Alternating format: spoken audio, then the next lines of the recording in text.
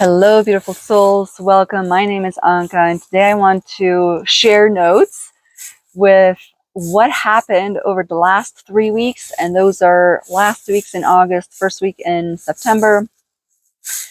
Even though I feel it's not so much specifically for that time frame as it is specifically to this packet of information that we got hit. So if you're on the same bandwidth at that time, then that time frame is relevant to you. But if not, it might hit you, 2 weeks from now, a month from now, whatever time from now. And I'm more so referring to the material, right? The information. And that has to do with self-love. Finally, yesterday, it became very clear that it is all about self-love, such an authentic, pure, clear, raw self-love that caused a unification through the dimensions, right, of the self. And the self is like the Russian dolls, right?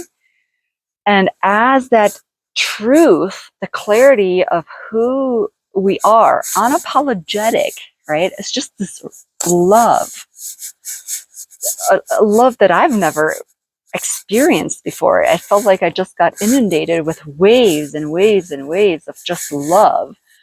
And at the beginning, it felt more like a union, like I'm just coming together within myself. And it's all that. It's not like I can, break it down. It's like all the same frequency described slightly different. But what came out of that bathing in this frequency of self-love is very interesting. And I like to do these self-reflections and compare these notes, because what happens during that articulation, when you're finally able to articulate, is a sort of translation into wisdom, right? Because now you're putting it into linguistics and creating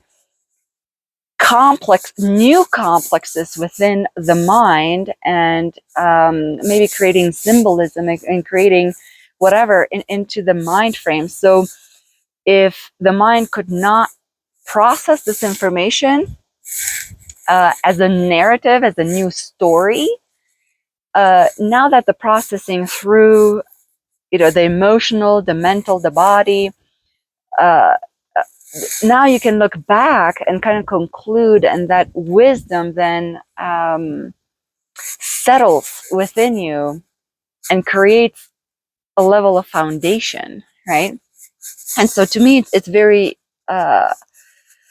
important to sit down and kind of reflect. I'm just reflecting with you and the camera on. So the theme is definitely this self-love, this union with the self through the multi-dimensionality. But again, it wasn't quite all roses and butterflies, because as that self-love hit aspects of selves through the multi-dimensionality, all these old lies, I'm going to just conclude with that, started to come up to the surface. And for me, theme number one was a questioning to my morality, right? Morality meaning just what I thought was good, right? Like, how would a proper person behave? What type of thoughts, what type of things I would allow myself as a good person, like I said, like a proper, like a good citizen, like a model. I'm like this ideas of, that I'm a, I'm an example to society of some sort, or I need to be. And I'm not, I get it where that came from, right? It's almost like, I couldn't be a burden to my family. Growing up, there were so many problems all the time. And I couldn't be an additional burden to my mom, to my grandma, to whatever, everything that was going on. So I had to be the perfect child, the perfect teenager, perfect young adult. I have to do all this stuff to relieve everybody else as much as possible, right? And through that, I created these models, right? That I can't be wild, but I'm a fire element. I have this this hunger for adventure or exploration, and the two kind of became a conflict that I didn't realize how much it affected me. And so some of these like young adult childhood things started to come up, and I had to question this morality and redefine what a good person means now, or what type of language it's proper to be used, or how one should behave, and all these etiquettes, things like that. And I realized all those things for me as a free spirit, and like somebody that's very once at a core, right? I'm just very spontaneous and whatever, just free, like a free bird. That morality acted like a throttle valve, and I literally choked love, because that passion, that exploration of, I just want to try it. I don't know if it's good or bad, right? That was like my normal, my childhood before this morality kind of sunk in, and I didn't realize what that did. It was like literally a choke to this self love. And as soon as I opened up that valve, I removed the throttle valve altogether from the pipe, right? And I'm like, okay, what if I have no morality as defined by society? What would that look like for my person, right? Like I have already a built-in compass, there's no, I'm not worried that I would go out and harm anyone, or do anything that would damage the planet or anything like that. So it's like, okay, so if that's good, what if I take this other throttling device off or out of the picture? What would that do? And what that did, it created this flooding. The love pipe was free to flow, and my whole body was just inundated with these waves of love, one after the other. And again, when more love is allowed to come in, you get hit with the clarity of what is.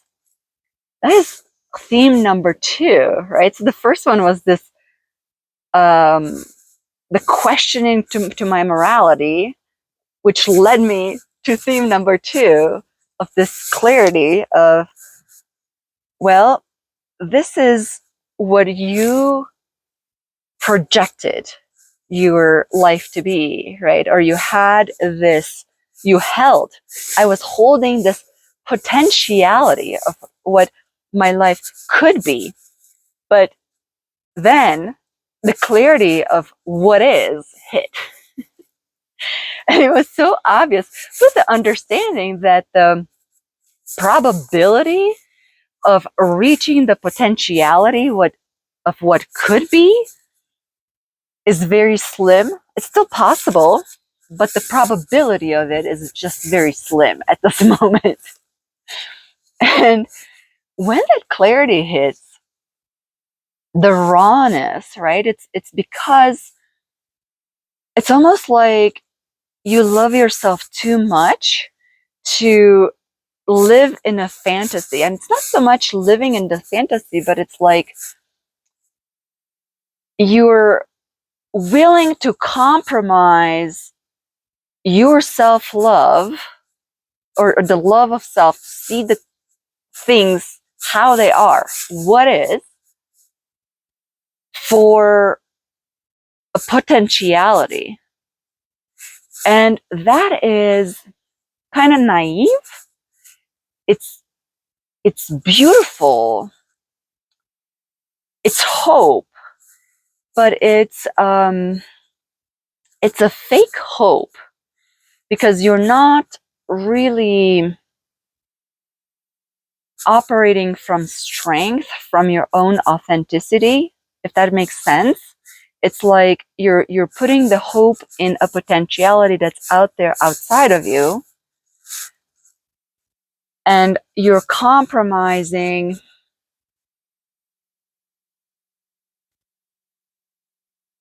receiving the self-love, with which many times requires the strength to act on that self-love, to live the best life always.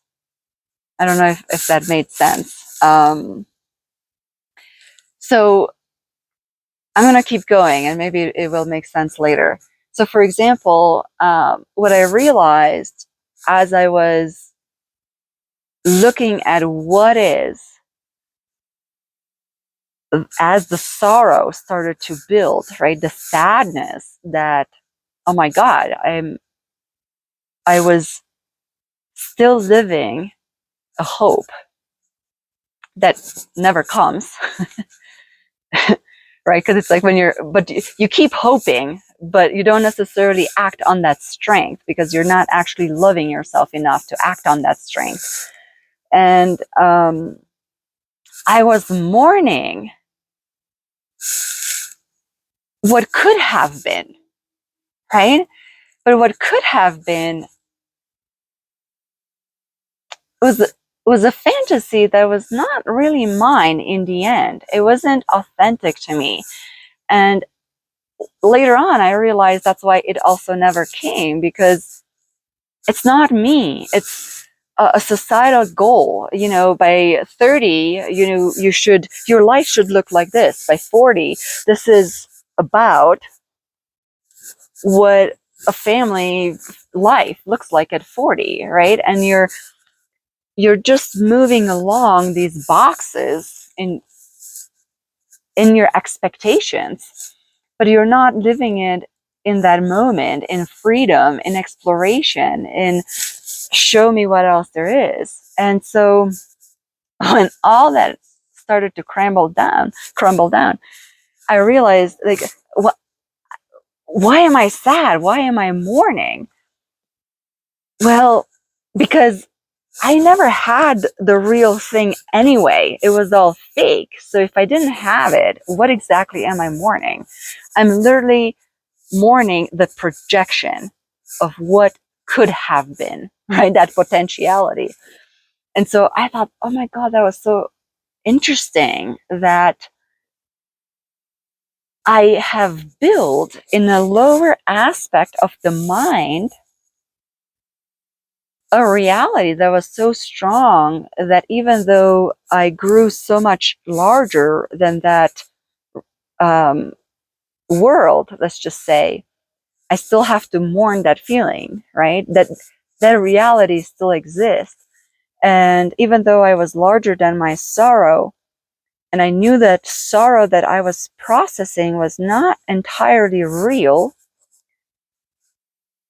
I had to allow myself to go in that realness of that reality and still process that sorrow as it was real.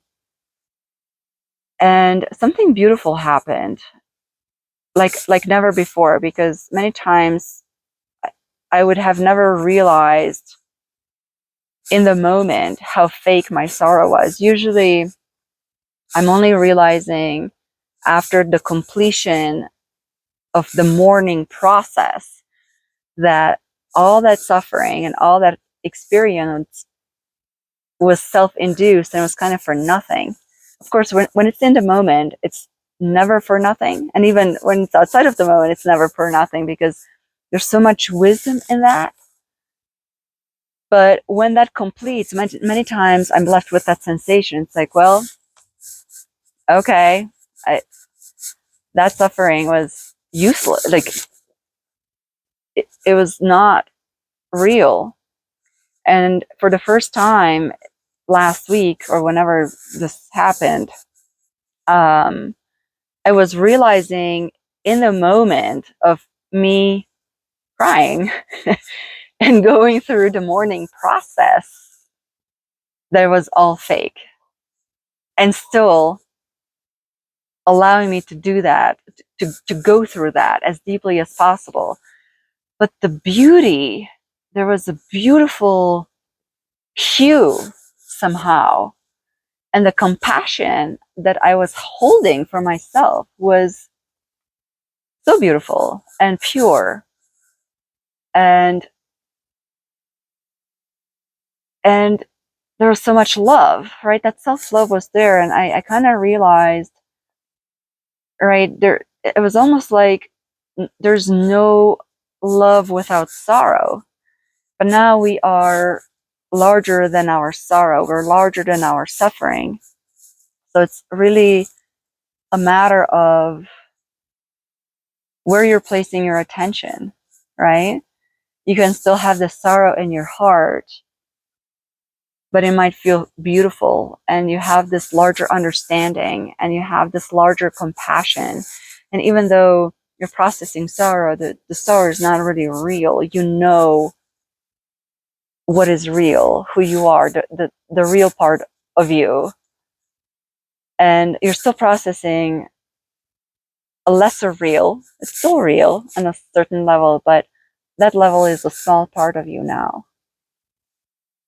And with that, I got that this is theme number 3, the thing about union, right? Because you're aware of this multi-dimensionality.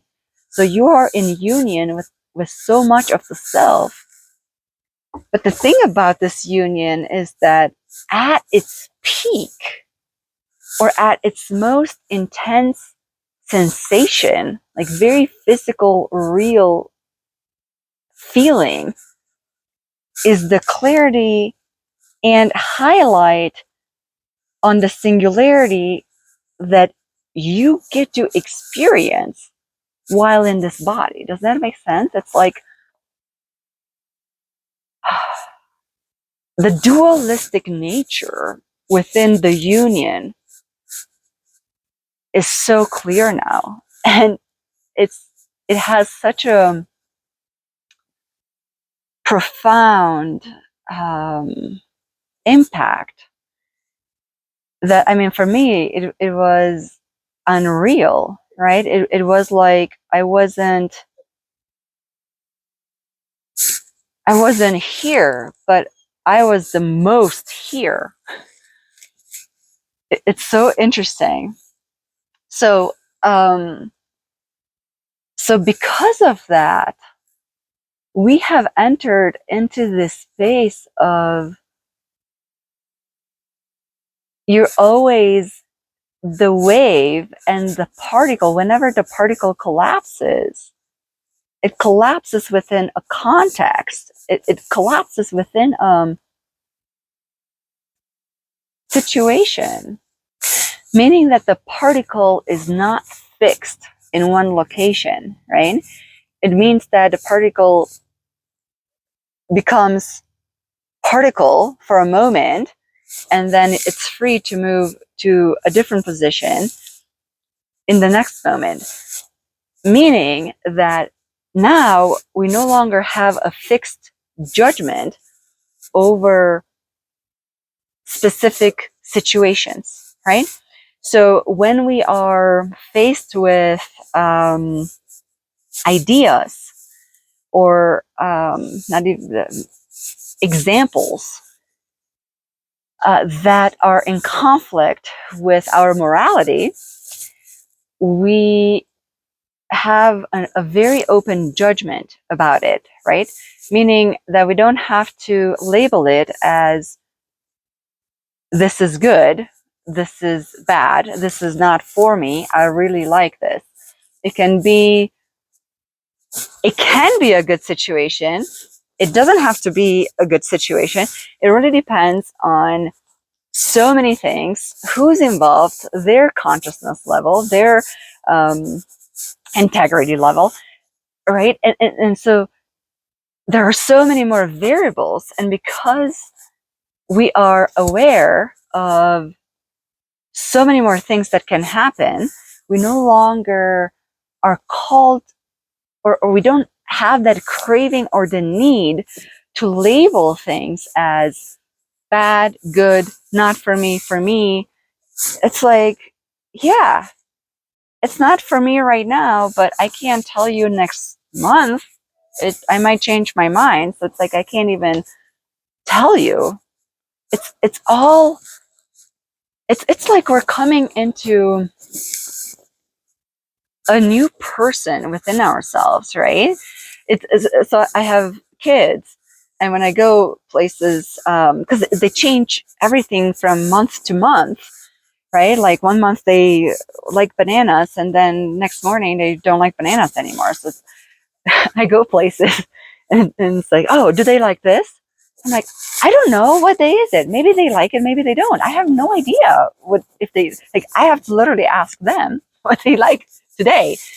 And I feel we're coming into that, where it's like every day it's a brand new day, and it's like, I don't know today. And it's like, it's not even so that I don't know today, but it's like, well, the context has changed slightly. I had the same invitation, let's just say a week ago, and I said no, but the context now is slightly different and it's a week forward. I'm going to say yes to this very similar invitation. And, and so I'm sort of surprising myself, right? And it's, I don't want to say forcing me to be in the moment, to be attentive with what the inside, the outside. I'm much more aware of the surroundings. I'm much more aware of the subtleness between people. There's a level of awareness that is completely different. So we have embarked on such a different journey just in the past, literally 3 weeks, right? And what happened in the past 3 weeks? So we had the Lionsgate, August 8th, and I thought that portal closed and we're done with that type of energy, but we weren't. Because that energy, the line, the sun type energy, moved into a very subtle subconscious level, and it kept working. And then right after that, we were pushed into the Aquarius full moon. And boy, never in my life had I had a moon that influenced me to such an extent, right? And so I think that's where all this morality, and how is my morality fitting within society, and what does it mean to be human? And I had to redefine normal. And normal, what the heck is normal, right? Like, I like that expression. Normal is just a setting on the washing machine, right? No, nothing more than that. Well, for the first time in my life, I woke up one morning and it's like, I feel so normal. I feel like me. I feel like everything is all right. This peace, even though the conflicts within, let's just say, society or the outside are there. But this person within, it is normal. It is clear. I'm not so much living a lie anymore, yet not that I have solved all my entanglements with all these lies, right? That I've agreed to come into relationship with, right? And build entangled situations for me. So I'm still dealing with that on a very 3D level, but on the inside, there's a clarity. There's like I'm normal. The meat inside my organs are normal. And with that, we sort of have to prepare for that normal to be misunderstood. Like literally the next day after feeling normal, I could feel the rejection from the collective of showing up as normal, but that is not normal, right? Like full transparency, or just being so grounded and so home in my body that I don't have to defend myself. I don't have to present a second opinion. I don't have to, or present my opinion, right? I can just allow whatever, and I can just be present. I don't have to make a statement, right? Things like that. But even that, I feel like just having the presence, and I'm already feeling it. I went to the city, and it's like people are staring at me like never before. I'm feeling the gaze, and I realized that it's like within my normalcy, I'm abnormal to society, and just kind of preparing myself to be okay with that, to accept that I won't be accepted by most, and yeah, to just to not take it personally, to not, which I don't, but again, I feel like a sorrow with that again, because you know my other normal life is gone, and there's a loss in partaking into whatever it is. Like I can't partake in the same stuff in the same way, and yet there is there's a very interesting play on things. So another fear with my morality that came up, and this is from my 20s, I think. I had a fear of being shallow, right? Like I had to be profound and philosophical. I mean, that's kind of my nature anyway. But I was kind of working so hard to not be shallow, right? But what I did to not be shallow in my own image, actually, in my own judgment of what that meant, I made decisions that created this image of being proper, right? Being whatever, a respectful person of society or whatever. I don't even know.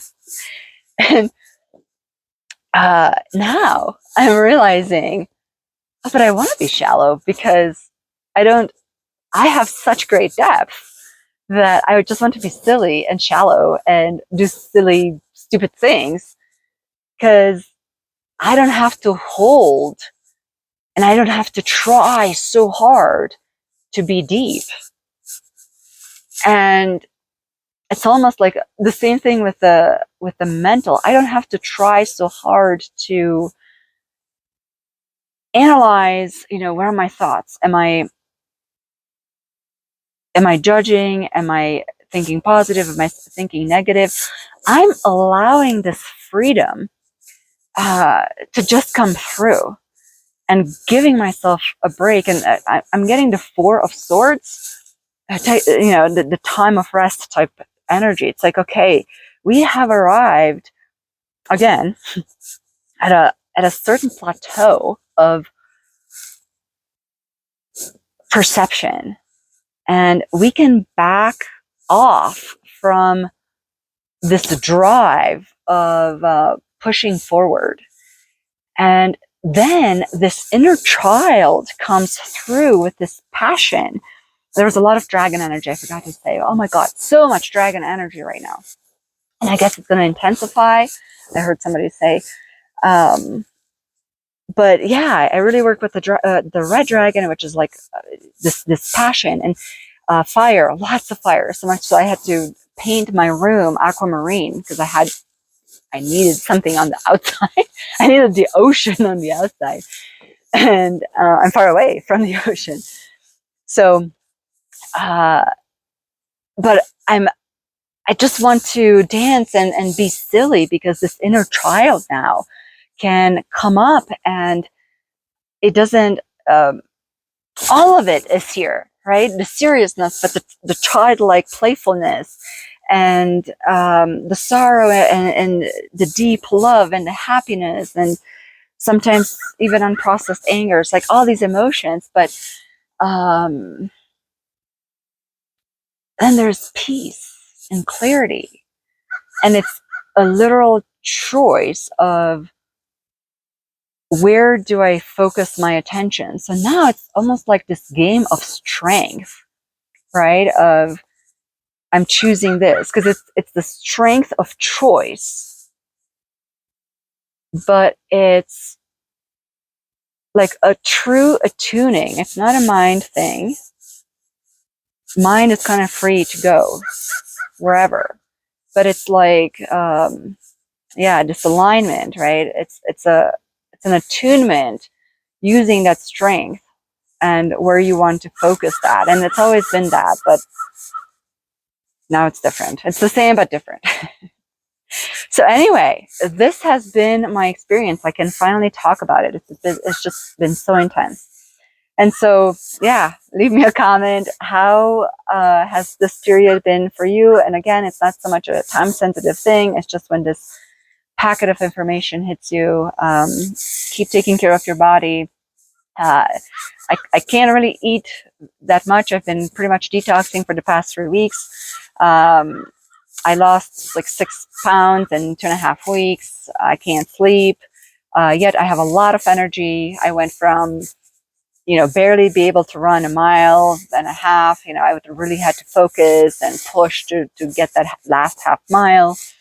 And now just within these 2 weeks, I'm running 3 miles, like nothing. I have just, again, this fire energy on very little food. Thank God for peaches. I have a peach, and sometime during the day, I do have one meal. But it's been a lot on my body. Everything is rearranging, reattuning. I'm literally just flowing. I'm just flowing and not necessarily knowing. I'm so clear and so grounded, and yet I'm everywhere and nowhere. It's a very strange feeling. So anyway, I wish you a beautiful week or weekend, and I'll see you in the next one. Bye.